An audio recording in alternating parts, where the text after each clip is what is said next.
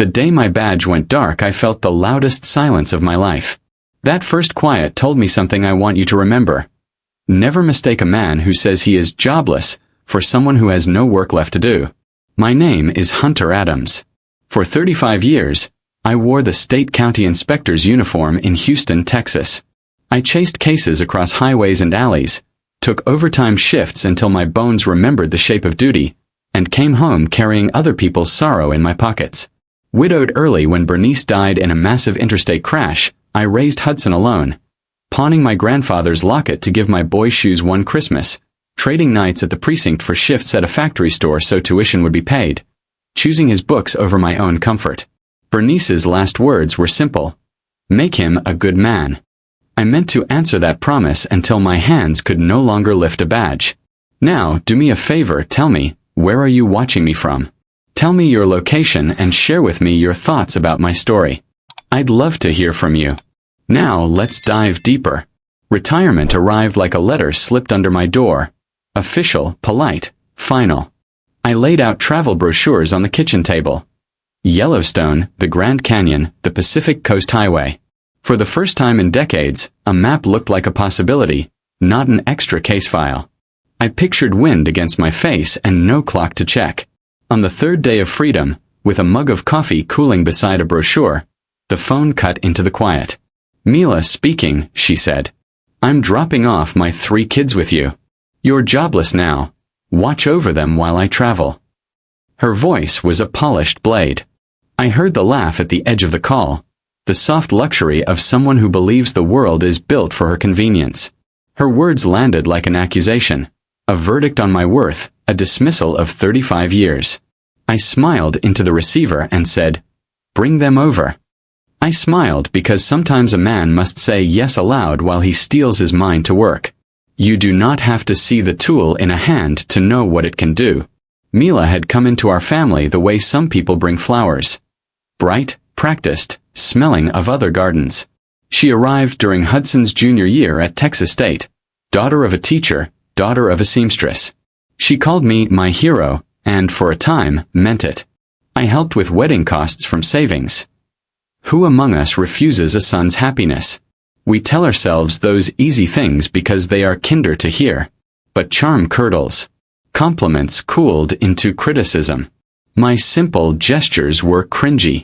A check meant for a car down payment was rerouted into a Fendi handbag.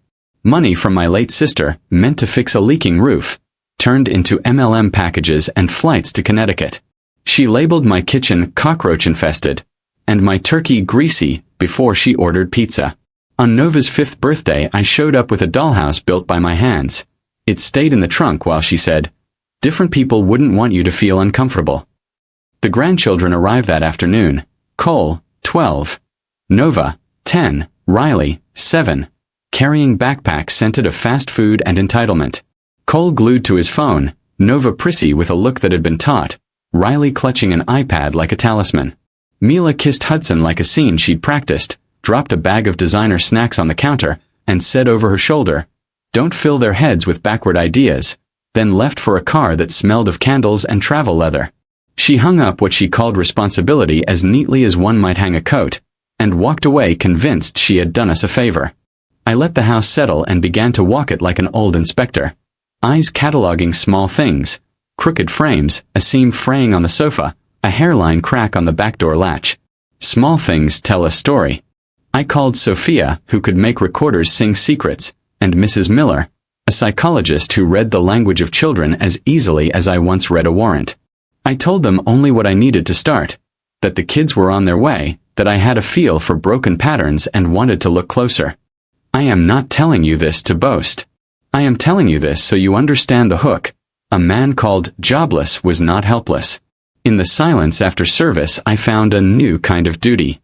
I had a few quiet tools left. Patience, observation, small rituals of care, and I intended to use them. I made a humble plan. Cook pancakes that smelled like Bernice's kitchen, leave the recipe with Nova, start a small ledger of moods and odd phrases the children repeated. I would let them know the sound of steady work again, the kind that doesn't report to a boss but answers to truth. That first night I lay awake with the brochures folded neatly and the house humming around me. The phrase "you're jobless now" kept replaying like a record stuck on a painful lyric. I promised, softly, to Bernice's picture and to the empty chair at the table, that I would not let the children inherit a lie. If the story begins with a phone call, I'm dropping off my 3 kids with you. You're now jobless. Watch over them while I travel. Then hear me now. The label jobless would be the very bait that drew out the truth. Retirement would be a different kind of shift, and I was ready to do the work. The first time I saw Mila's smile fall away was over a plate of store biscuits. People wear masks the way others wear cologne. Some charm for a while, then the scent becomes cloying. I remember her at Hudson's graduation, calling me my hero, and how easily we believed it. Praise is currency for some, and Mila spent it like a gambler. She arrived not as a harbor but as a storm in practiced heels. At first she poured compliments and called me Grandpa Hunter in a voice designed for cameras. Hudson, young and exhausted from night classes and work, thought he'd found a haven. I helped where I could. I paid half their wedding costs with money I had set aside, thinking of Hudson's grin as worth the sacrifice. Small kindnesses should ripple outward. Hers rolled back and took more than they gave. The cracks began small, a joke about my shirt, a comment on my old-fashioned cooking. I laughed. Why build mountains from molehills? Then gifts disappeared. I remember stuffing a check labeled Car Fund for $650 into an envelope for Hudson. A week later, a neighbor saw Mila carry a new handbag with a price tag that made a man blink. My sister Benny left $6,500 meant for our roof. It vanished into weekend flights and MLM packages. Mila's contempt was a refined cruelty. She taught the children to smirk at my plate and call my hands wrinkled, with a tone that made those words sound like facts. She told them, "Your grandfather's ideas are quaint. You need modern stimulation," and replaced peanut butter sandwiches with menus of robotics and coding. Fine in moderation but weaponized as superiority. She began rewriting our family story, recasting affection as a relic. The birthday she barred me from Nova's party is a photo that refuses to fade. I stood at the driveway with a wooden dollhouse I had spent nights sanding and painting. Fancy cars filled the street. Guests dressed like magazine layouts walked past, and Mila looked me over and said, "Different people wouldn't want you to feel uncomfortable." Her voice made me smaller than the wood in my hands. Hudson worked 14-hour shifts at the plant to keep the household afloat, believing silence would keep peace. He came home to find Mila's stage set, designer bags at the foot of the bed, salon flyers on the counter, lists titled House Rules, Modern Family. The list read like a script where welcome was conditional. He began to shrink within the house he had signed papers for, trusting the woman he loved as she quietly remodeled their lives. Small cruelties became policy. My smoked turkey was labeled greasy, and from a cockroach-infested kitchen, while she ordered pizza. The children watched and learned that grandfatherly comfort could be dismissed. They learned to evaluate love by status, not warmth. Mila intercepted finances with practiced ease. A down payment meant for a car, jars saved for school supplies, both rerouted. She signed documents Hudson trusted her to file, then feigned confusion at the consequences. Once, with a smile like a verdict, she said, "I decide if they have a grandfather." Those words didn't wound so much as define intent. Control. She intended to erase other pillars of the family to build her own. I began to catalog rather than rage. I kept a small notebook, dates, petty thefts, the way Nova mimicked phrases like, "You're embarrassing." My detective training was not a relic. It was documentation. If you think me cruel for recording hurts, consider this. Evidence protects the innocent. I was not preparing to destroy. I was preparing to shield. In those days I made 2 promises. One was to Bernice, quiet in the dark, that I would keep being a good man. The other was practical. I will not let them rewrite my son's life. I planned carefully. Save receipts, take photos, note times. I built patience into a tool. I kept writing, line by line, the small humiliations stitched into dates and times. Retirement had given me a label, jobless, and she used it like a weapon. Yet each entry in my notebook felt like honest labor, documenting what love had been replaced with. She later called that afternoon, calm, with the clipped tone of someone arranging a delivery, and said, "I'm dropping off my 3 kids with you. You're now jobless. Watch over them while I travel." Her words were meant to dismiss me. Instead, they clarified my purpose. I wrote down the phrase, sealed it among other notes, and folded it into a plan. If she believed the retirement brochures on my table meant I had nothing left to do, she was sorely mistaken. Label me jobless if you must, but a retired inspector remembers how to assemble a case, and patience is a tool he still knows how to sharpen. I was ready. I would not yield. The day I realized respect had died in our house, it arrived like a closed door. For years I had measured family by small things. The way Bernice set plates, the sound of Hudson's laugh, how the grandkids slid across the floor in socks on a Sunday morning. But respect is not gratitude. It is an agreement to see another's worth. Mila began to chip at that agreement slowly, with a precision that made every loss feel accidental. Her tactics were quiet at first, an aside at dinner, a corrective note in front of the children, a subtle redirection of praise. She praised achievements loudly and assigned blame like attacks. When Hudson forgot to pick up a bill, she blasted him for irresponsibility in front of friends. When I suggested a simple repair, she called it nostalgic fussing. Words carry weight. Her vocabulary carried malice dressed as refinement. I watched as the children reoriented themselves to her voice. Cole learned to answer questions with sarcasm. Nova learned to measure affection by what it could purchase. Riley learned how to smile at cameras and hide a bruise in laughter. The house became a staged gallery where emotion was curated and the past edited out. There were moments that pricked my conscience. I had once thought waiting meant wisdom. But waiting for the wrong thing is cowardice. I could write that sentence in my ledger now. Waiting had let a rot set in. I feel no shame admitting that there were nights I held Bernice's photograph and wondered what she would say. She had been quiet, but she had not been weak. Hudson, for his part, was lumbering under pressure. Work consumed him. He signed papers with hands that trembled because he assumed faithfulness would anchor a home. He trusted Mila as he had trusted Bernice's counsel. His trust became his vulnerability.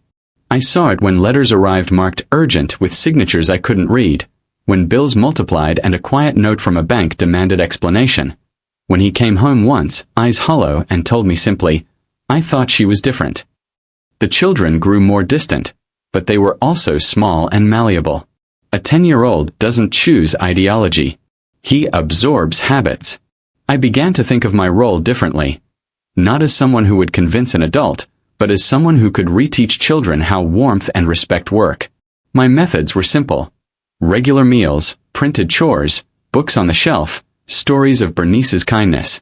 I dusted old albums and read out loud passages that smelled like honesty. Sometimes I would make mistakes. Old men do, but I kept trying. Mila's influence reached further. She had contact with a man called Joe, who surfaced in photos on Cole's phone and in hushed messages. I would come to learn his name held leverage. Joe was not just a lover.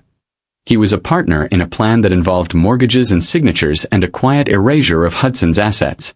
At first I could only spot traces, hotel receipts that did not match stories, a sudden transfer of funds signed with a shaky handwriting. A detective's eyes notice patterns. A grandfather's heart clenches when those patterns point to betrayal. I began making notes of the times the children used her phrases. Nova's "different people" became a litany. Cole's "he's pathetic" started to creep into school reports. Riley, at 7, drew pictures in which a small man stood alone in a corner while a woman wrote boldly on the wall. Children picture truth as much as they tell it, in crayon and silence. When I arrived with the dollhouse for Nova's birthday and was told I might feel uncomfortable if I stayed, something inside tightened. I parked the dollhouse in the trunk, paint still fresh on my hands, and decided it would be a lesson, not a surrender. I would not throw the wood away. Instead, I set it where the children could find bits and pieces, a slow reclamation of something made with my hands. Over time, the ledger filled with more than insults. It contained forged signatures, bills signed without clarity, and small thefts. It recorded nights when Mila left and did not return with explanations in the mailbox. It listed trips she took: Vancouver, New Mexico, a claimed work seminar that instead matched photos from beaches. I began to see a pattern of entitlement that had metastasized into fraud. At some point, legal action moved from abstract to necessary. The ledger had to be more than therapy. It had to be proof. I contacted a friend at the courthouse and began to learn how to turn a list of slights into a paper trail. This was no longer simply about respect being gone. It was about theft, of money, of reputation, of a father's peace. But revenge, in its old cinematic forms, was not my aim. I wanted to protect the grandchildren, to restore Hudson to the man I had raised, and to make sure a manipulative artist of charm could not rewrite their history. Respect died slowly in our house, but it would not die completely. I determined to pull it back, plank by plank, using the slow hands of discipline and the warm hands of caregiving. The battle would not be loud. It would be patient, methodical, and grounded in proof. I kept working.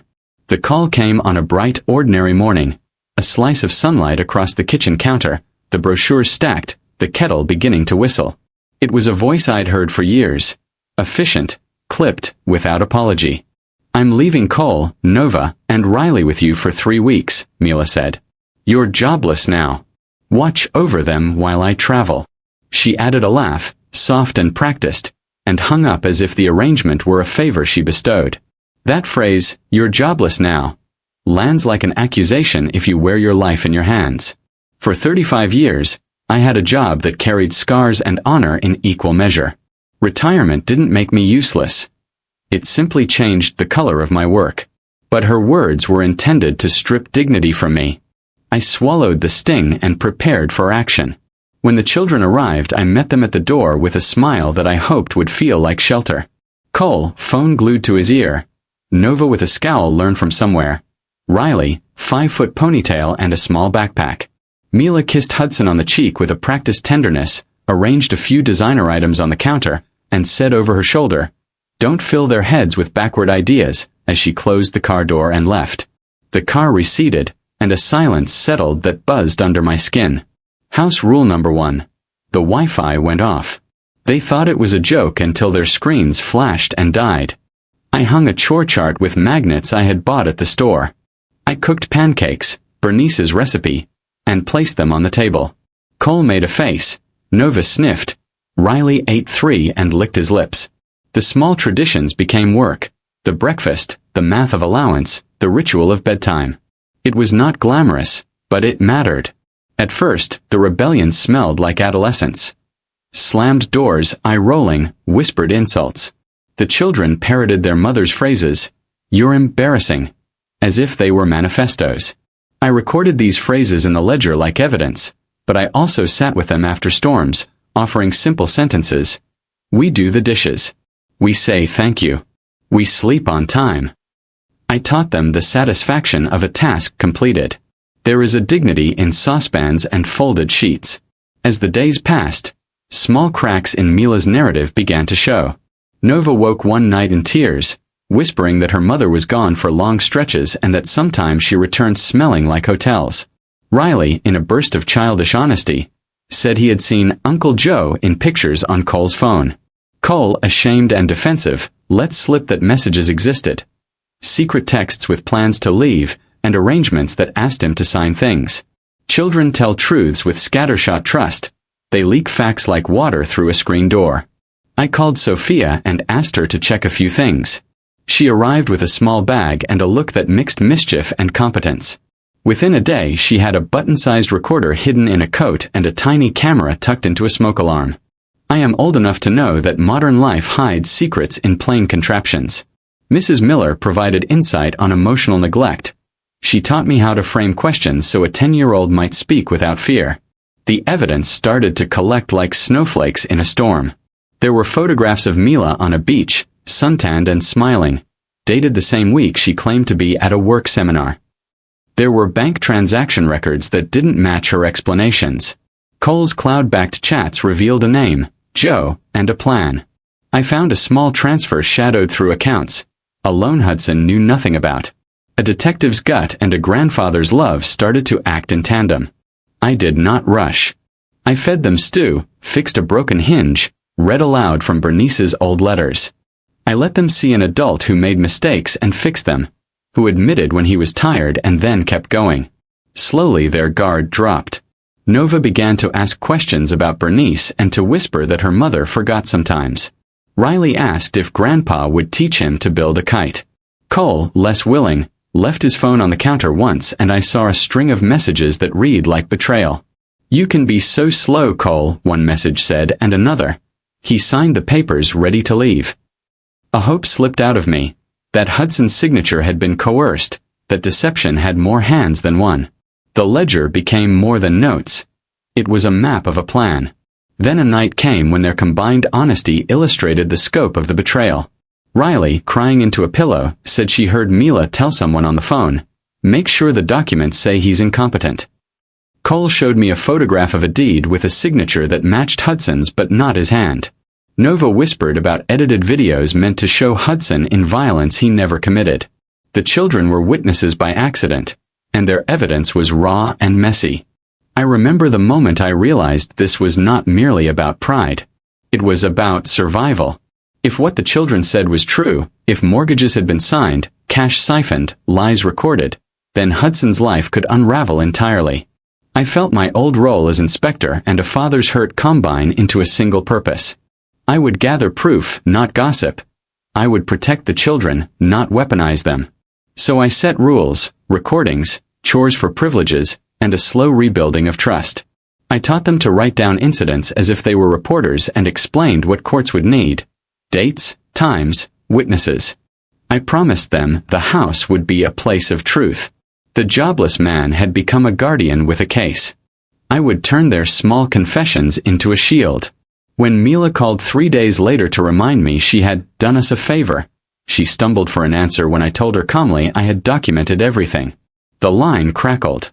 She laughed thinly and said, "You don't have the right," and I cut the call. The pause after was so loud I could hear the refrigerator hum. For the first time since the brochures had been stacked on my table, retirement felt like armor and not surrender. I had patience, endurance, and the steady love of a father. Days during that first week blurred into an almost domestic rhythm. I fixed a leaky faucet in the morning, signed up Nova for a library card in the afternoon, and spent the evenings listening for the sounds that mean a house is alive. Laughter, the clink of dishes, the soft shuffle of bedtime pages. Small routines build trust. I wrote everything down in my ledger. Meals, moods, who said what, and who called whom. Evidence is patient work. The children responded to simple responsibilities. Cole was assigned trash duty. Nova set the table. Riley watered the plants. The chores were traded for privileges. 1 hour of screen time if homework finished, extra pancakes if rooms were tidy. It astonished me how fast small honors can rebuild dignity. Cole grumbled but began to do his duty well. Nova surprised me by arranging flowers from the yard on the table one morning. Riley learned to whistle a tune while he watered, and that song echoed in the hallways like a small triumph. At night I sat with the children and asked questions gently. "Tell me about your mother," I'd say, and they would answer in fragments. Nova mentioned months she couldn't remember, dates without context. Cole spoke about a man named Joe who sent pictures and planned trips. Riley, with the candor only 7-year-olds possess, said he'd heard adult words like sign and papers and thought they were part of a game. I started to assemble what the children let me find and what Sophia's tiny cameras and recorders delivered.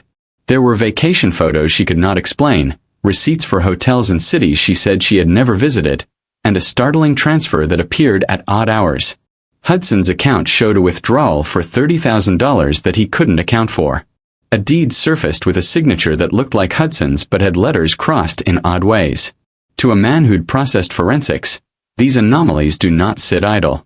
I had a face-to-face with Hudson that week. He arrived home with the weariness of someone who'd been asked to carry a sea. His face had the stamp of exhausted trust. I showed him the ledger, the photos, and the recordings. He sat heavily in the chair and listened while the color leached from his face. There was a moment when I expected him to feel betrayed beyond repair. Instead, he folded into resolve. "We fix this," he said, and that sentence was both plea and plan. We began to plan carefully. Mrs. Miller coached the way to navigate a child's testimony. Sophia taught me which recordings would be admissible. I consulted an old friend at the courthouse who explained how to freeze accounts temporarily and the paperwork needed to contest signatures. We built a strategy like men building scaffolding. One piece at a time until the house would stand for something true. While paperwork took shape, daily life continued. I taught them to cook a chili recipe Bernice used. 32 ingredients, simple as memory. Cole tasted it and said, "This is different." Nova, who had once scoffed at my music, began to hum along with an old record. Riley learned how to tie a simple knot and then ran into the yard to make that kite he'd asked for. Night by night, the house warmed with small human acts that had nothing to do with pride or designer taste. Then the children began to confide more. Cole found a password-protected folder in his cloud and after an all-night ice cream talk, shared it with me. Inside were messages showing a plan to extract money, to arrange a disappearance, to sign papers. There were references to a Michigan property, to a woman calling herself Mila's Emergency, to receipts in Hudson's name. I felt a cold clarity. This was not ordinary marital discord. This was a pattern. The more we dug, the more braids we found. Sequences of transactions that joined in slow knots. I realized there was a Michigan house bought in Joe's name, a car sold under the claim of being stolen, and a series of charges that had recently appeared in Hudson's work account. I printed everything and sorted it into manila folders. Each folder got a shorthand label: transfers, trips, deed, messages. The labels were ugly but precise. As we aligned facts, I had moments of doubt. This was my son, my family. I wondered if my zeal could become a venom of its own. But then I read a note Nova had drawn. She had sketched a house and written home with a crooked heart. I understood honesty's simplicity. There are fights worth fighting. There are lies worth naming. Legally, we were ready to move. Anthony, a lawyer Mrs. Miller recommended, said we had enough for an initial hearing. Proof of financial misappropriation, evidence of an affair tied to transfers, and witness statements from the children. He prepared emergency custody documents and a restraining order. The options ahead were not pretty. Negotiation, court, or criminal complaints. We would name the wrongs precisely and let the system do its work. 3 weeks from the day they arrived, I sat at my kitchen table with the manila folders fanned out and felt a strange lightness. The Jobless label had become a misnomer. I had a ledger, witnesses, and the kind of resolve that comes from years of quiet labor. The grandkids, less polished now, less trained in feigned indifference, sat at the table and ate my pancakes. For the first time in months Cole looked me in the eye and said, "We're staying." I held the paper in my hands and thought of Bernice's worn photograph on the mantel. We would fight together. When the children's truth started to collect like loose change in a jar, I realized the slow work of proof had to begin. Retirement had given me hours. My old instincts supplied method. I called Sophia, my neighbor's niece, a woman who could make tiny devices sing, and Mrs. Miller, who'd spent decades untangling families like knots. Together we made a plan that was small, patient, and, crucially, legal. Sophia arrived with a toolbox that fit in a shoulder bag and an easy smile that hid a meticulous mind. "We'll be quiet," she said, setting a button recorder into the lining of a jacket. She tucked a camera into a smoke alarm and showed me how to encrypt files so only trusted eyes would see them. It felt like calling in allies to a gentle war. Mrs. Miller taught me how to ask a child about a memory without making them feel interrogated. How to handle a confession so it doesn't become trauma. Their expertise calmed the rough edges of my impatience. We made the house safe for truth. I adjusted schedules so the children would be home during times when Mila was ostensibly at work. I left a small notebook on Cole's bedside table and encouraged him to write down things he found odd. Children tell the truth when they think they are sharing secrets with someone who will not punish them. I offered them that space. In the margins of the ledger I wrote down the dates Sophia installed the devices and Mrs. Miller's notes about each child's responses. Documentation was not coldness. It was a guardrail. Each recording revealed a little more, a voicemail from Mila in which she spoke of covering dates, a fragmented conversation about papers, and a clipped laugh from a man named Joe that sounded like congratulations. The recordings were not dramatic. No raised voices, no slam of a door, just the small, sure language of a plan taking shape. Money moved in odd increments that matched her trips. Folders labeled loans and insurance appeared in shuffled files with signatures that read like Hudson's but with odd flourishes. The pieces began to fit together. We documented everything with the care of someone preserving evidence of a crime scene. Forensics may be the province of labs and microscopes, but paper trails are just as revealing. I sent copies of bank statements to a secure email for which Sophia had set two-step verification. Mrs. Miller coached me on how to interview the children so their testimonies would not be dismissed as coached lies. We had to be careful. In family law, a poorly collected witness can be the difference between a remedy and a dismissal. The children changed, too. Freed from the immediate pressure of their mother's watchful eye, they began to show the edges of their true selves. Cole started to do his trash without grumbling. Nova arranged the table with the seriousness of someone learning ritual. Riley sneaked into the pantry at night to nibble on cookies and then hid once he heard my footsteps. They began to trust me in ways that made my chest both ache and mend. The ways a child learns to trust a grandfather are ordinary acts. Warm towels, a steady soup, the unremarkable promise kept. One evening, long after the children were asleep, Sophia brought over a small drive of files. "Listen," she said, and we sat by the sink while the house settled. The audio was clipped but cohesive. A voice that matched Mila's discussing arrangements. Numbers, transfers, names. There was also a voice I hadn't expected. Joe, confident, suggesting a timeline to separate Hudson from his assets. To hear their plans spoken aloud was like seeing a blueprint. Intention became visible. I felt an old resolve return, the silent kind that had kept me through midnight stakeouts and long interviews. I gathered the files and started to organize them into manila folders. We met Anthony in a small conference room at his office. He skimmed the files, the recordings, the bank statements, and did not smile. "You have a case that can be opened," he said. "But you must be discreet. These sorts of domestic manipulations get messy fast." He explained the steps. Freeze accounts, subpoena records, and prepare for a motion to name a temporary guardian for the children until things were resolved. The language was dry and precise, like medicine that can heal if administered correctly. The months that followed were slow and meticulous. I learned new lingo, subpoena, affidavit, forensics, and taught the children how to speak truth with calm. We staged lines of defense, each small but necessary. A saved voicemail, a photographed receipt, a child's note translated into testimony. We practiced what to say in court without scaring the kids. In the evenings, we did simpler things. A grocery run, a library visit, an art project where Riley painted the house with a crooked roof and a smiling sun. By the time the first papers were filed, I felt like a man who had built a shelter out of patience. We didn't need drama. We needed records and steady hearts. Mila's world of quick buys and proud gestures could not withstand the slow, certain grip of documented truth. We were steady. The work was quietly relentless. Sometimes that steadiness saves lives. Teaching children who had been schooled in performance required a new kind of patience. The first week I treated the house like a classroom. Chores posted, story time at 7, quiet hour at 9. I introduced a respect jar. Every time someone did a kind act, they dropped a coin in. The concept was simple but powerful. We reward behavior that built dignity. I made the rules clear. Honesty above convenience, meals at the table, screens only after homework.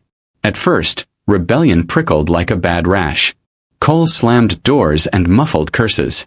Nova refused to set a place at the table and whispered to Riley that Grandpa was old-fashioned. Riley, still small, clung to the iPad as if it were a shield. I met each act with patient firmness. When Cole left trash around, I showed him how to sort recycling properly and explained why a small action matters. I refused to shame, instead I taught. A child learns dignity by being shown trust, not told it. The nights were hardest. One evening Nova burst into sobs, clutching a baby photo of Bernice with my arm around her as though the film itself could serve as proof of love. She whispered that her mother was gone for days and that when she returned she smelled like perfume and suitcases. "Does she forget us?" she asked, voice tiny. I sat beside her, and for a long time we sat in the dark while I answered as honestly as a grandfather could. Some grown people are selfish, and some make bad choices. Truth is heavy for a child to carry. You give them the weight gently. I taught chores. Cole patched tires. Nova measured flour. Riley planted seeds. We baked pecan cookies from Bernice's recipe and watched them soften. We made a bedtime ritual. Each night one child told a small truth.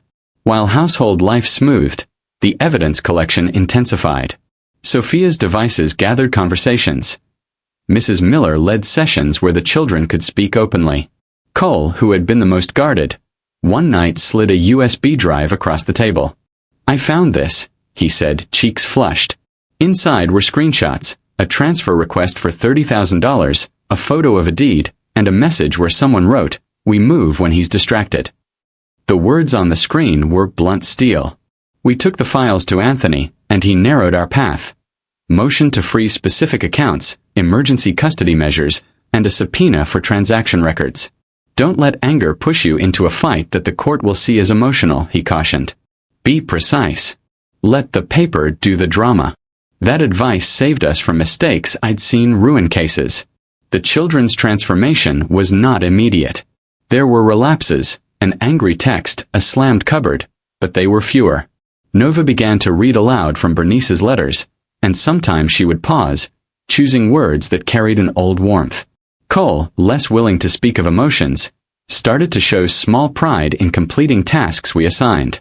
Riley, whose laughter had been clipped by adult tension, sang while folding towels.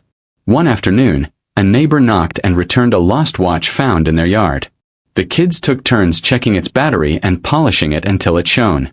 They developed a rhythm of repair. Where their mother had taught them to acquire, I taught them to mend. In mending they learned consequence and care. We kept careful records, but more importantly we rebuilt ordinary rituals. Markets, library nights, and small Sunday hikes together every week. As we prepared documents and statements, Mrs. Miller taught the children to narrate facts in their own words. Who saw what, when they saw it, and how they felt. The sessions were gentle, like a teacher coaxing a shy voice. I watched Nova practice sentences until the words flowed clean. "My mom was gone on these dates," she would say, and each repetition became steadier. I spent nights in my chair with the ledger open and the recorded voices playing softly. Sometimes I paused the tape and thought of Bernice's hands, how they smoothed a child's hair and never demanded applause. I felt grief and gratitude in the same breath. The house we were forging did not erase pain, but it made room for new rituals. Kitchen dances, newspaper forts, a Sunday market run. The revolt against Mila's narrative hardened into a lesson. Facts matter. Children, when guided with patience and truth, will choose trust over theater. Their laughter returned with a note of substance. Clouds keep secrets like an attic keeps old dresses, out of sight until someone pulls a thread. The children's devices were small attics of their own. One afternoon, while Cole was distracted playing with a kite he had fashioned from newspaper, I glanced at his unlocked phone on the table. It is a small cruelty, looking where you might not be invited, but sometimes the truth hides in plain sight. I tapped the cloud folder and scrolled. The cloud did what clouds do. It spilled. There were messages, texts, images, small rectangles of betrayal. One thread was labeled Uncle Joe. Another contained a photo of a deed and an address in Michigan, and still another showed transfer confirmations, $30,000 withdrawn in a lump. The screen showed dates that lined up with Mila's work trips. I felt a cold that had more to do with betrayal than weather. I took screenshots and saved them to Sophia's secure drive. We built a case like one might build a house. One careful layer at a time. A pattern emerged. Joe was not a casual name. He was a partner. He had photographs of Mila with sunglasses and ocean spray. Timestamps set to the weeks she claimed to be at a seminar. Messages described plans to divide assets and to make it clean. There were references to changing the mortgage and to signing where he wouldn't look. These words read like entrapment. Nova one night brought me a thumb drive she had found tucked between cushions. I thought it was junk, she said, cheeks pink. The drive held edited clips, videos that had been manipulated to suggest Hudson yelling, to make idle arguments seem violent. They were shallow edits, the kind that look convincing to someone who wants proof. My stomach turned. The plan was not just financial. It was reputational. We compared timestamps, The edited videos matched with hotel check-ins and the same weeks that money had moved. The plan was coordinated in time and effect. The more we aligned pieces, the less like coincidence it felt. There were patterns of behavior mirrored in bank statements. Purchases at boutique stores, transfers to accounts with names I did not recognize, payments to a Michigan property agent. The threads braided into a single rope. I woke at night and listened. The house was quiet but charged. I could feel the old training returning. Sequence, motive, opportunity. I began to document the children's statements more formally. Timed statements, signed by them. Mrs. Miller advised us to use neutral language and to avoid leading phrases. Anthony insisted on a clear chain of custody for every USB, every screenshot, every recording. The legal machine is not sentimental. It requires precision. When we presented the files to the lawyer, his face tightened. "You have a strong set of circumstantial evidence," he said. "But we'll need corroboration, bank records, hotel receipts, matching timestamps. And we'll have to prepare for counterclaims about coached children." He was right. I had expected legal hurdles. The court system rewards clarity and punishes emotion that cannot be backed with data. Sophia dug deeper. She showed me how to trace account transfers and how to request transactional records without alerting the other party too early. We filed the first quiet motions and prepared subpoenas. The attorney drafted a letter that would freeze certain accounts on an emergency basis. It felt like moving chess pieces across a board lit at night. Meanwhile, at home, the children were changing. Cole's sarcasm softened into guarded care. Nova started a small journal in which she drew the house as she hoped it could be. Windows wide, curtains open. Riley, who once thought a tablet was his whole world, began to learn the arc of a sunrise from our kitchen window. Their smallness made the stakes enormous. Their voices, once clipped by mimicry, began to tell of nights alone and feelings muffled by adult pretense. One afternoon, a package arrived for Mila at an address linked to Joe's name. It was returned to sender after Sophia called the number that had ordered it. The paper trail was sprouting more shoots. I held each new piece like a small proof: hotel receipts, airline confirmations, transfer slips, and we grew more exact in how we protected them. We stored backups in a safety deposit box and encrypted copies on 2 drives. There were nights I felt angry enough to do something foolish. For a minute I considered following Mila to a hotel, confronting her myself, delivering an old man's sermon on theft and deceit. But chastisement that is uncontrolled invites disaster. Anthony's advice echoed. Let the law be the sword. Let truth be the shield. I remembered Bernice's steady hands and thought that justice required patience. The children learned to trust the paperwork. Their small testimonies were nervous but honest. I taught them to give facts, not fury. At night I sat with the folders spread and felt a path to repair and accountability emerge for all. When evidence ceases to be anecdote and becomes pattern, the law begins to listen. The web we uncovered had threads across states, hotel chains, bank transfers, and a Michigan deed held under another name. It took time, patience, and a willingness to hear children's testimonies without scoffing. We filed subpoenas carefully, requested transaction histories, and prepared for a fight that would not be clean or easy. Mrs. Miller sat with Nova and coached her to describe dates clearly. "Say the day you remember," she told her, "not what you think will impress us." The children learned to look at calendars and tie memories to real moments. Cole, who had been reticent, surprised us with a string of precise dates. A hotel on May 3rd, a transfer on April 28th. These small anchors gave the lawyer what he needed to demand records. Our attorney, Anthony, began sending letters that landed with the hum of authority. He wrote to banks and to the Michigan property manager, asking for documentation. We sent certified letters for preservation of records and filed an emergency motion to freeze certain accounts. The moves were sober and bureaucratic, pages and stamps, but they felt like armor. Mila, when informed, reacted with practiced anger. She accused us of violating privacy and of coaching children. She posted photos on social media of a staged smile and sent a thinly veiled threat. "He will not get away with this." In public she played the role of wronged mother. In private she insisted the files were forged. Her bravado was loud but brittle. The first corroboration came when the Michigan agent produced a copy of a deed with a signature that matched the one Cole had shown us. A handwriting analyst later noted differences, but the coincidence of dates and transfers made the document a weighty piece of evidence. We obtained hotel receipts that matched photos Mila had posted, showing sunlit beaches at times she had claimed to be attending work seminars. The bank complied with subpoenas, producing transfer logs and payees. The net tightened. We were not unaware of risk. Anthony warned us that counterclaims could be brutal. Accusations of parental alienation, claims that we planted evidence, or worst, statements that the children were coached. He instructed us on presenting clean chains of custody and on avoiding emotional language in filings. We rehearsed testimonies with the children, not to script them but to help them recall details accurately. The delineation between memory and invention can be razor-thin in family court, and we respected that boundary. One afternoon, hope came in the form of a small envelope from a bank, a temporary freeze on a suspicious transfer. It was not victory, merely a pause. But it allowed us space to breathe and plan. I remember standing at the window watching a streetlight blink on and feeling the shift in the air. The files were no longer lines on a screen.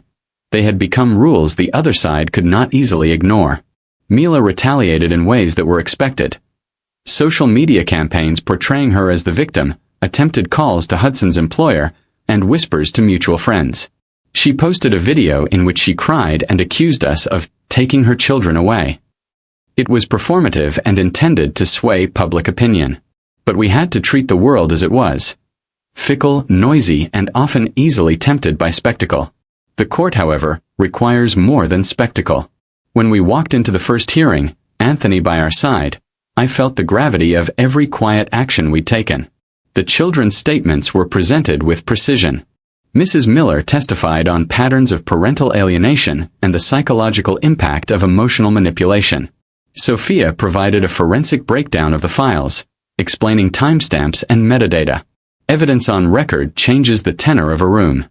Judges are people who respect documentation. During cross-examination, things got uglier.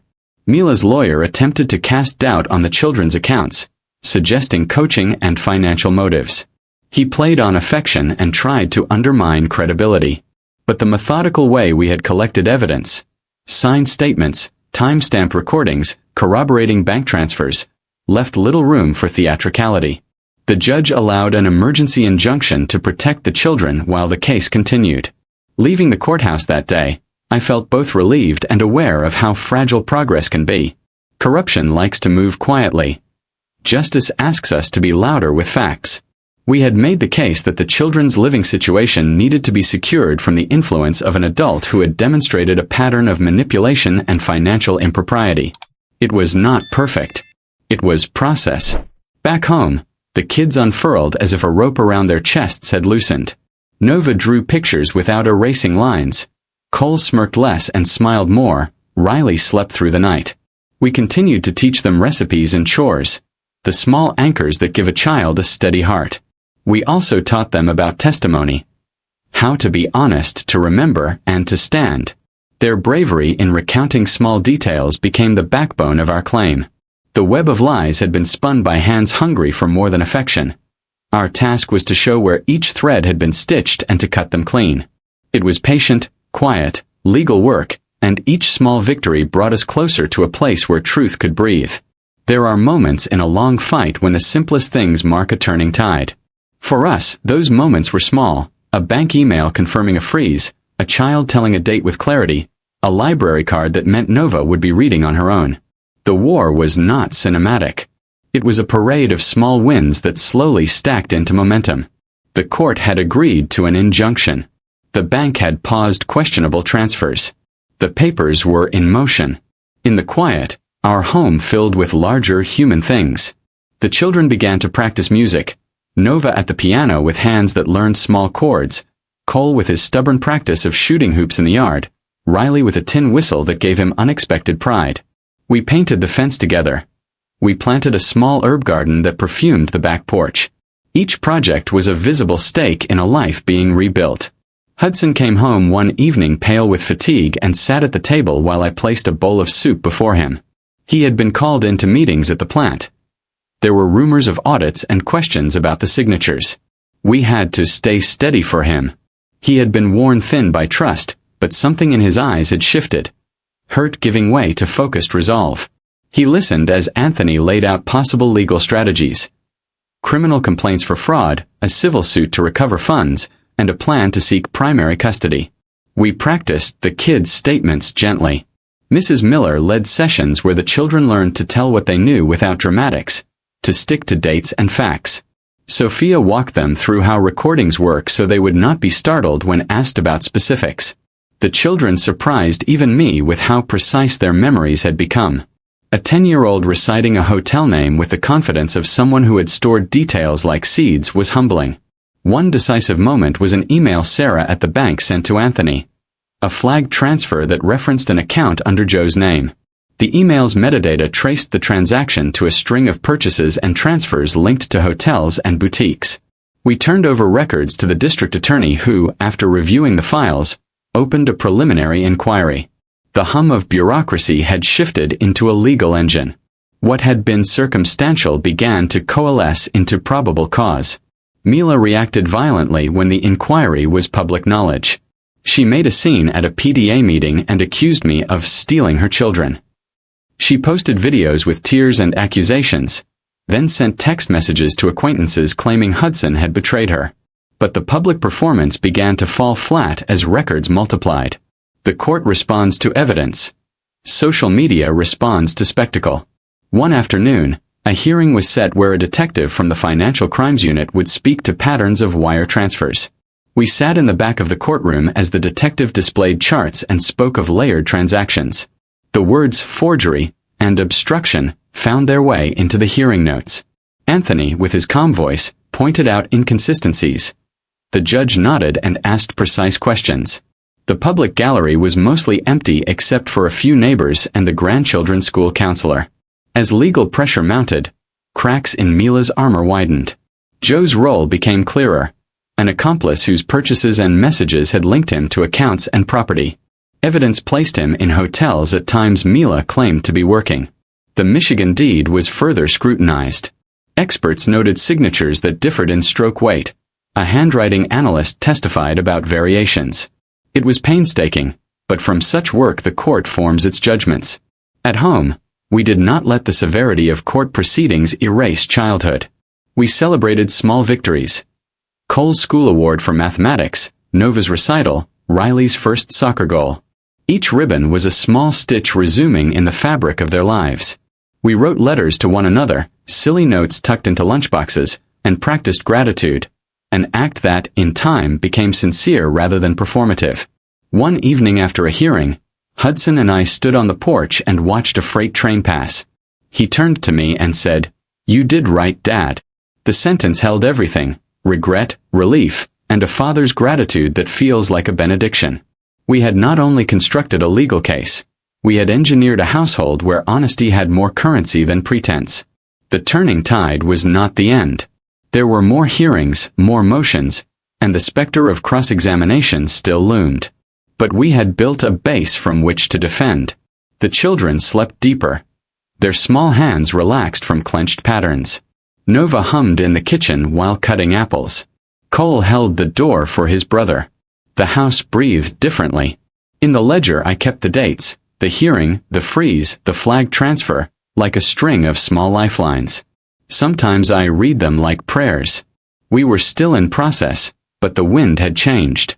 Where there once had been only the siren's echo in my memory, now there were other sounds. The clink of spoons, low music from the radio, a child laughing with the ease of safety. We felt progress daily. The day the evidence met the door, time felt different, like a clock that had finally been wound. I had expected fury. Instead I felt a surgical calm. Anthony had arranged for a formal meeting with Child Protective Services and a representative from the district attorney's office. And the house filled with people who spoke in paper and protocol. Lauren from CPS arrived first, gentle and efficient, carrying a clipboard and a calm that made children lean toward her the way shy birds lean to a hand. The meeting felt like a small, sturdy machine assembled to protect the fragile. We showed the files, bank transfer logs, timestamp hotel photos, the recorded snippets Sophia had captured, and the children signed statements. The room listened as if it needed to breathe through each piece of paper. When Lauren read Nova's statement aloud, the child's small voice on the page felt like a rope thrown across a river. Secure, deliberate. The DA's investigator took notes and asked for copies. For the first time, the work felt like it had left the kitchen table and stepped into halls of consequence. Mila arrived the same afternoon, face painted with indignation and defiance. She carried a purse and a voice that suggested entitlement rather than apology. She accused us of destroying her reputation. "You've coached the children," she said, eyes darting like a cornered animal. Her accusations were the predictable sort, designed to muddy clarity with public heat. But Lauren's training and Anthony's precise presentation had already set a frame. This was not about spectacle, it was about records.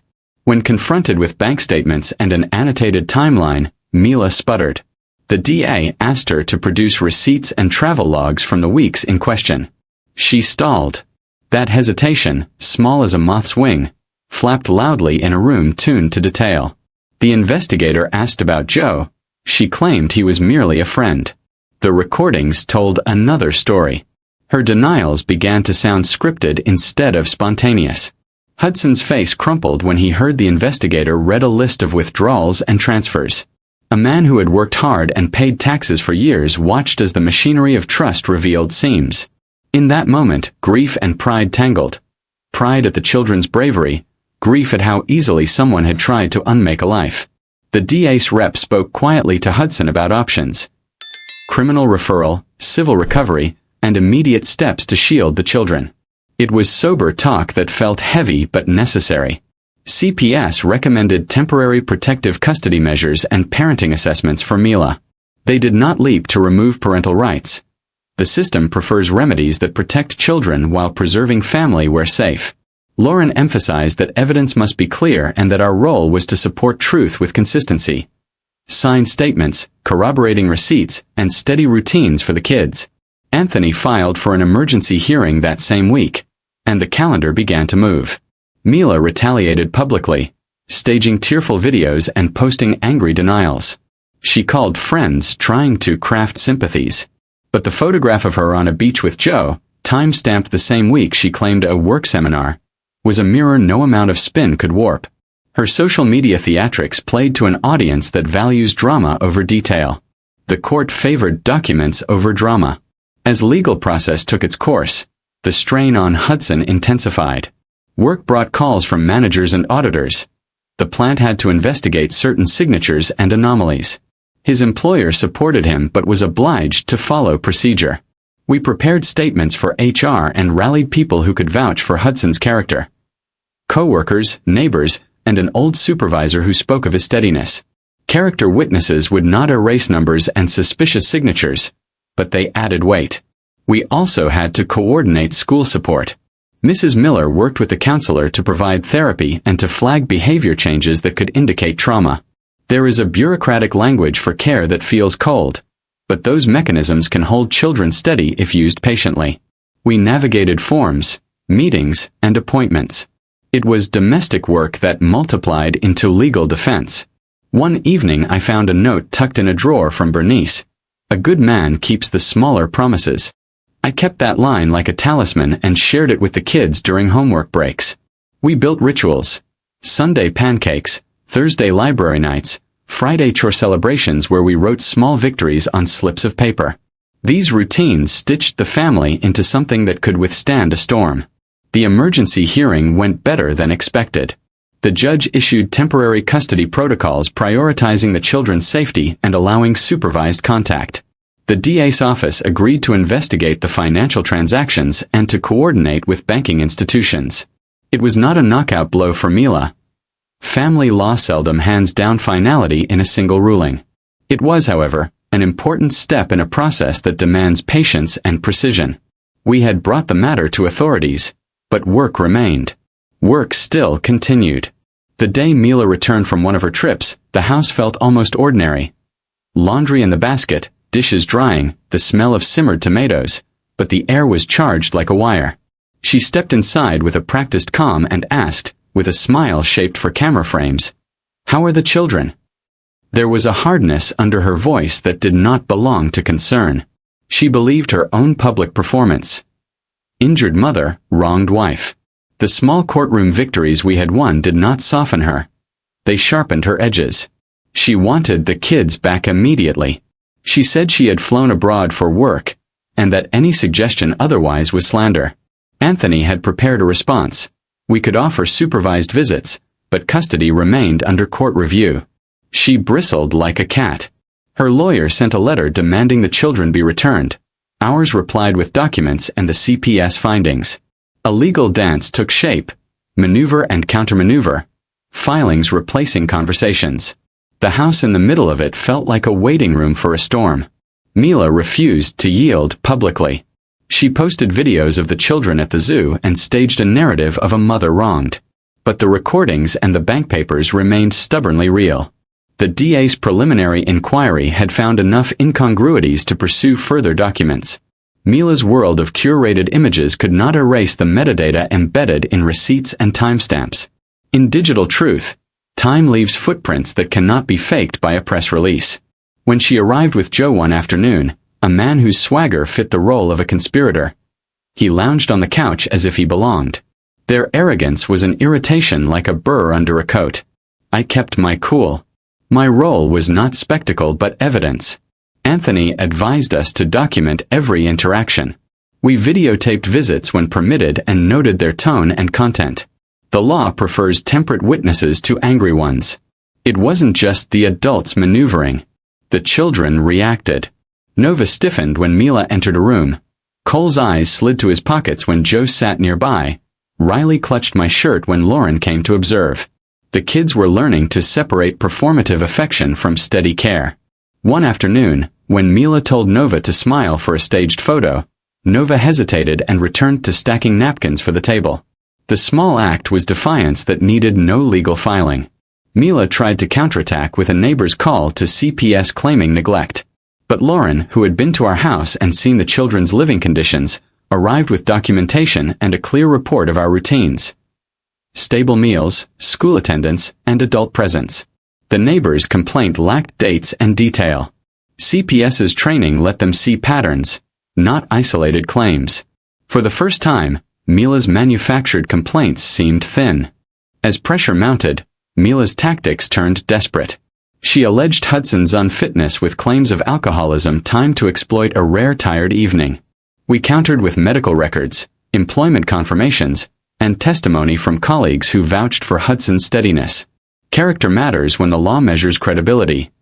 Hudson's consistent work and clear record held weight.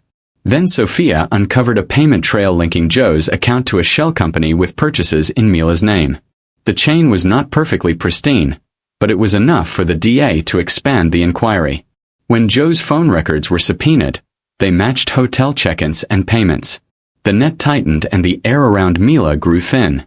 She realized the law could follow money more surely than social media narratives. Faced with mounting documents, Mila started to fracture. She lashed out in public and tried to sway friends and family to her side. But each outburst was met with more paperwork. Timestamps, banking records, hotel receipts, and witness statements. Even sympathetic neighbors, shown receipts and timelines, found her narrative harder to accept. Legal moves grew sterner. Anthony filed injunctions limiting her access and requiring supervised visits only. We prepared for depositions.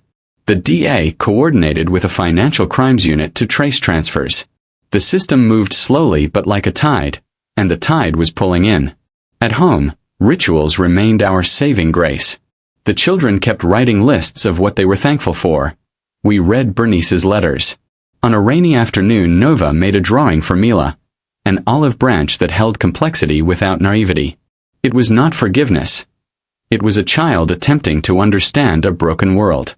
Anthony calmly replied that supervised visits could be arranged while the court continued to examine the evidence. We documented each exchange. The children watched tension like a weather change, learning that grown-ups could argue without destroying small lives, and that the law moves slower than outrage. The day of confrontation arrived without fanfare. Mila stormed into the house with the kind of fury trained for cameras. She believed drama could sway the undecided. She demanded the children's immediate return and produced documents she claimed proved her legal rights. Her lawyer stood like a hedge behind her. For the moment, the house felt electric, a circuit about to strike. I had prepared for this. Years of interviews and depositions teach a man how to hold a steady face. Anthony sat beside me with a folder that matched the scale of the day. Recordings, bank statements, witness statements, and copies of the children's signed accounts. He had spoken with the DA, and the mood of the legal process had shifted from inquiry to action. The papers on our side were not casual jottings but meticulously collected evidence. When Anthony played the recordings, a hush fell. The room heard a voice, Mila's, on tape arranging transfers and laughing about making it clean. Her voice was measured and placed beside numbers and receipts. It read like confession. People sometimes underestimate the force of a quiet voice on a recording. It can sound more damning than a shout because it is ordinary and unadorned. Mila tried to interrupt and accused us of fabricating audio. Her lawyer argued about admissibility and suggested the recorders had been planted. But Anthony had secured chain of custody documentation and involved Sophia early. An audiologist's notes confirmed the recording's integrity. The judge listened, eyes narrowing in a way that suggested focus rather than sympathy. Hudson walked in as the tapes played.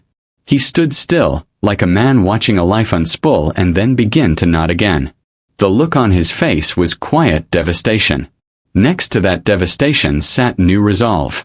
He had been used, deceived, and financially undermined. But the man I raised was not naturally a victim. He listened, then quietly told the court he wanted truth and consequence, not revenge. His steadiness mattered in the court's eyes. When the judge considered options, he balanced evidence against parental rights. Family law is temperate. It does not hand down dramatic finales. But when presented with transfers to accounts connected to Joe, matching hotel receipts, and recorded discussions about signatures, the room shifted. The judge ordered a forensic audit and extended the temporary custody arrangement, permitting supervised visits only. It was legal girding, practical and protective. Mila crumbled before documentation she could not spin. She had relied on image and tone over receipts and timestamps. Her protests thinned into mutterings. At one point she shrieked that we had taken her life, and I answered simply, I kept what mattered. The courtroom does not need fireworks. It needs facts, and facts had found their rhythm. Outside, the press sniffed for sensation. Mila staged photos meant to draw pity. The public, hungry for spectacle, often prefers a single image to a file of receipts. But our work was for the judge and for children whose nights had been broken. Hudson spoke to a small cluster of reporters and said, We're focused on what helps the kids. The line earned quiet respect. It signaled steadiness instead of salaciousness. After the hearing, the children returned home. The house felt both smaller and safer. They ate dinner with hands that trembled a little. I watched each bite like a man checking a bridge. Nova crawled into my lap that night and recited Bernice's poems.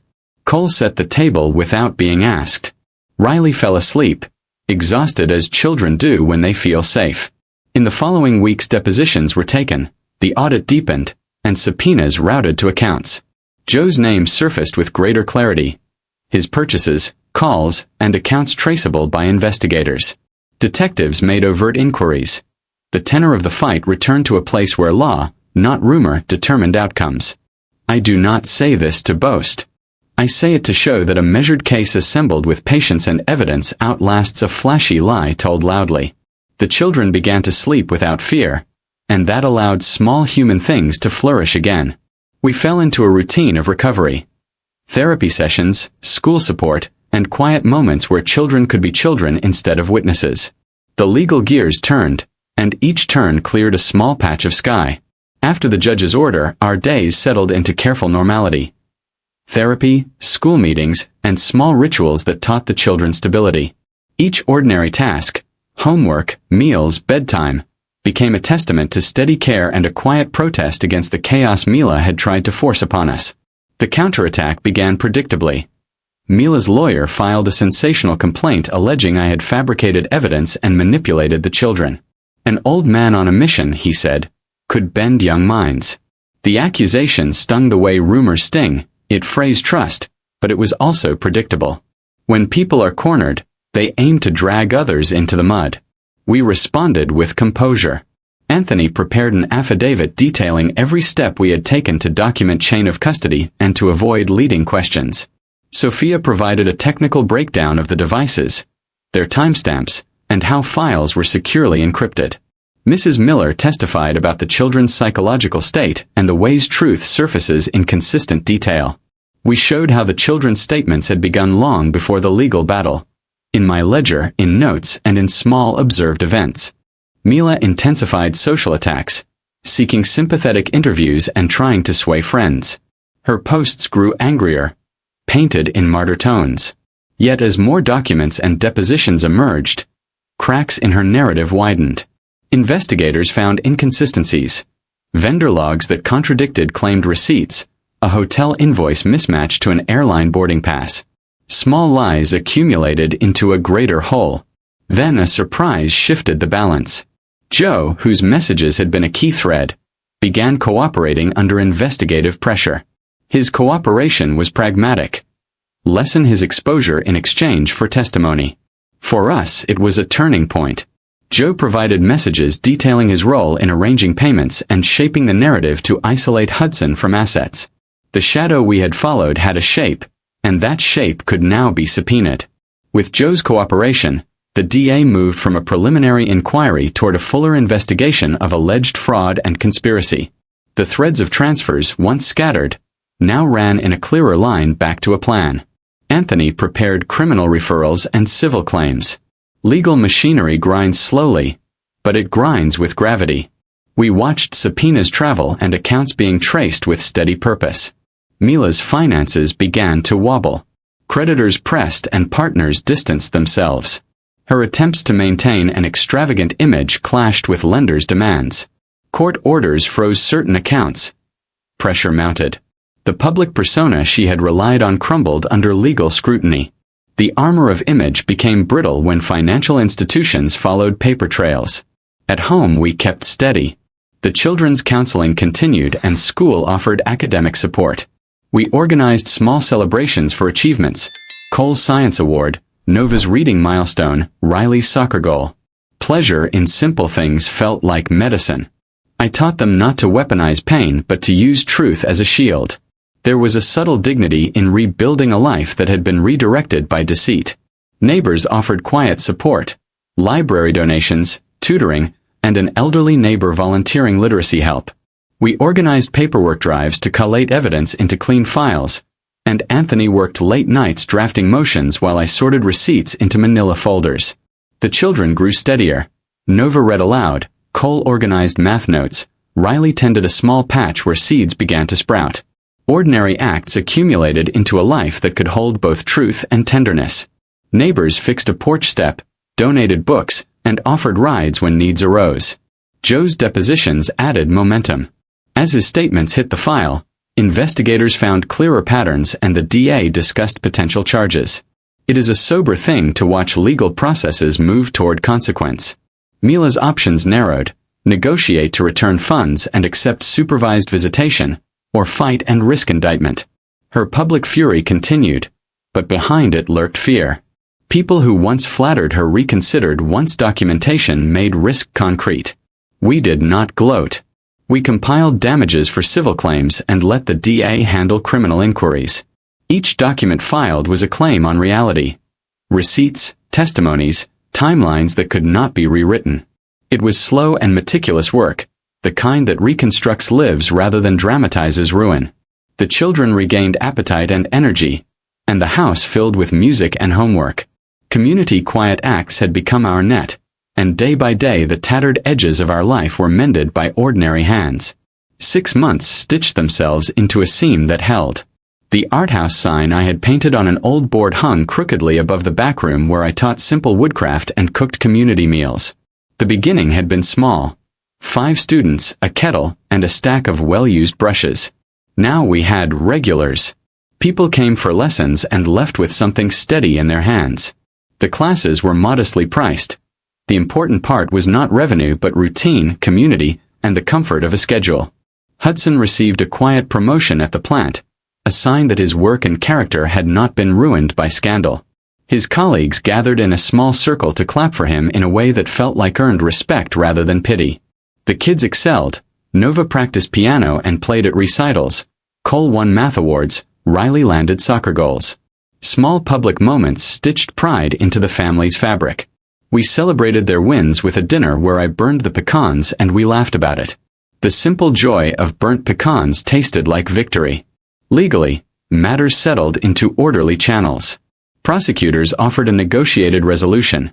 Restitution, strict visitation rules, and reduced charges in exchange for a plea that avoided prison but enforced consequence. Mila accepted the deal. She chose negotiation to avoid the risk of trial. It did not erase what had been done, but it created boundaries that protected the children. The settlement funds were used largely for therapy and to secure the house. I bought a few new tools for the art house and filled bookshelves with stories for the kids. The art house grew into something more than I had planned. Weekend programs taught painting, woodworking, and basic cooking. Neighbors who had followed our ordeal offered support. Free piano lessons, used instrument donations, and volunteers for tutoring. The community had become a quiet net. It supported us in ways that money could not measure. People who had once stood by watched as ordinary life returned in modest triumphs. Mila re-emerged in a smaller life. Work, a rented apartment, and court-ordered supervised visits. The public appetite for her story waned. Private consequences remained. She learned, in practical ways, that using people for image has cost. We did not gloat. Our focus was repair, therapy, routine, and the slow reclamation of trust through everyday acts of care. The kids returned to school with stronger attendance and better rest. On Father's Day, the children made me breakfast in bed. Nova read a poem about hands, wrinkled and honest. Cole handed me an essay calling me my hero with steady hands. Riley presented a drawing of our family beneath a huge sun. I held their paper, and gratitude felt like a small hot coal in my chest. Bernice's photograph watched from the mantel. I felt both her absence and her presence in every small triumph. The settlement with prosecutors required restitution and strict visitation terms. It did not erase the wound, but it created protective boundaries that mattered. The DA secured funds returned in part and imposed visitation rules designed to shield the children's well-being. We used the restitution for therapy and for practical needs. Piano lessons, counseling, and securing a small scholarship fund for the kids' school programs. The art house fees helped cover ongoing therapy expenses and provided a place where the kids could learn skills and confidence. The community workshops expanded into regular programs where children learned to make kites, sand picture frames, and cook simple meals. Parents brought food to share after classes and neighbors donated books. The art house became a social place for neighbors to gather and help to pay for piano lessons and tutoring. The small rituals of our life, the library nights, the Sunday pancakes, the garden harvesting, became measures of recovery. Mila lived at the periphery. She visited under court terms and rebuilt a smaller lifestyle. The headlines no longer followed her. The practical fallout continued. People who once envied her ease no longer wanted the cost. She found work and kept supervised contact, but the life she'd crafted from manipulation had been reduced to a carefully limited presence. We did not count victories in headlines. We counted them in the small textures of daily life. A note tucked in a lunchbox, a piano practice on a rainy Tuesday, a kite that caught wind and flew. The ledger that recorded our case sits in a drawer, preserved for records, but the truth of our healing is quieter. We planted a small garden behind the workshop. The kids tended seedlings and learned the slow, stubborn reward of patience. Months later, neighbors still bought classes and left thank-you notes. The grandchildren flourished, sleeping through nights and waking with appetite for school and music. I had been called jobless, as if retirement meant uselessness. Instead, retirement had been a transfer of duty, from badge to table, from night shifts to morning pancakes. I found purpose again in protecting and teaching, and in doing the steady work of keeping a family whole. I was jobless, until a phone call changed everything. Did I do right by turning my retirement into a case file when she called to say, "I'm dropping off my 3 kids with you. Watch over them while I travel"? Was I playing guardian or investigator? And And when does protection become revenge? Tell me, would you have trusted your instincts or walked away? Drop your take below, share the story with someone who loves a twist, and hit subscribe for more true-to-life reckonings.